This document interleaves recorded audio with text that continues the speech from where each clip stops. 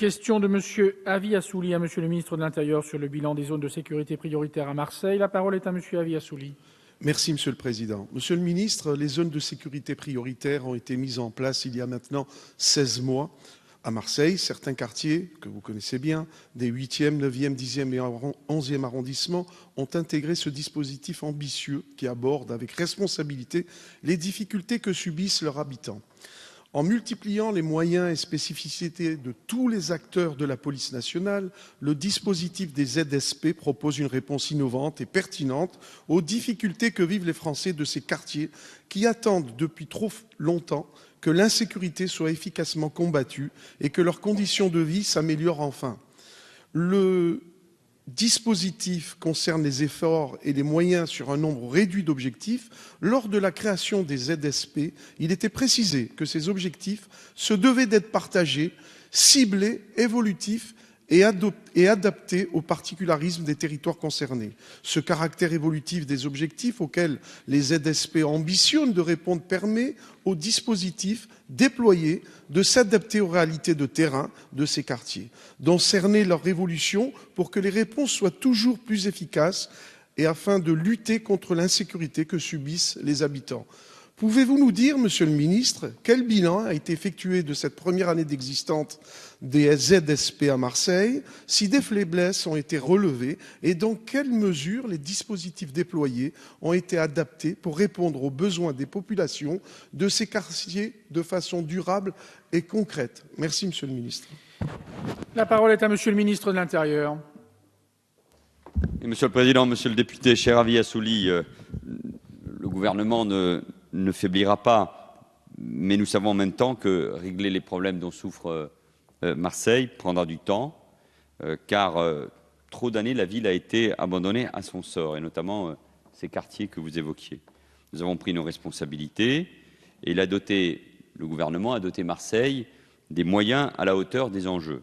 Un préfet de police de plein exercice, un renfort de 230 policiers et gendarmes déjà déployés sur le terrain, bientôt rejoint, le Premier ministre l'a annoncé il y a quelques jours, par 80 policiers supplémentaires, 3 unités de force mobile en sécurisation et 2,2 millions d'euros de crédits en matière de prévention et de délinquance. Et vous l'avez dit, la création de 2 zones de sécurité prioritaires dans les quartiers nord et sud, sans abandonner le centre-ville, 2 ZSP qui couvrent la moitié de la ville en termes d'habitants. Mais le plus important, c'est une stratégie de sécurité renouvelée, l'approche globale qui a été mise en place dans ces quartiers.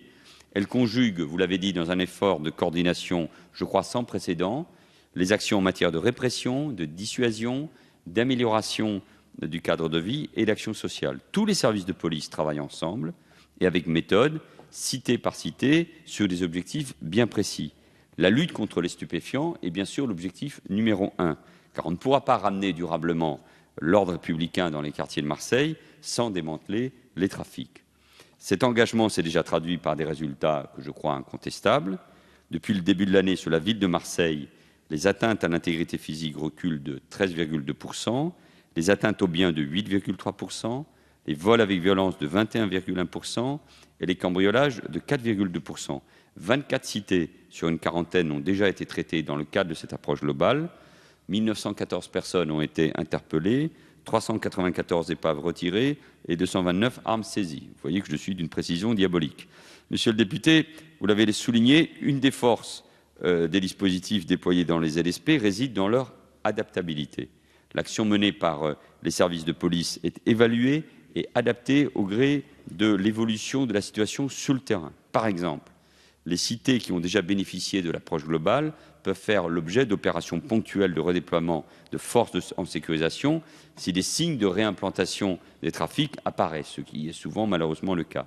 De même, la nouvelle stratégie d'intervention de la police judiciaire, dont l'action est dorénavant ancrée au cœur des quartiers, et ça doit être partout pareil dans le pays, se traduit au fur et à mesure par le renforcement de ces groupes d'enquête criminels chargés d'élucider les affaires de règlement de compte ou de ses capacités en termes de recueil et d'analyse du renseignement opérationnel. Je rappelle enfin que le préfet Lambert, c'est un préfet de la Seine-Saint-Denis, est chargé d'une évaluation globale sur les zones de sécurité prioritaires. Il a évidemment été présent sur Marseille et me rendra compte, ce qui permet à chaque fois d'adapter et d'améliorer nos dispositifs. Enfin, et vous le savez, ces dispositifs n'ont de sens que si les villes s'engagent pleinement, notamment en matière de vidéoprotection et de police municipale. Merci.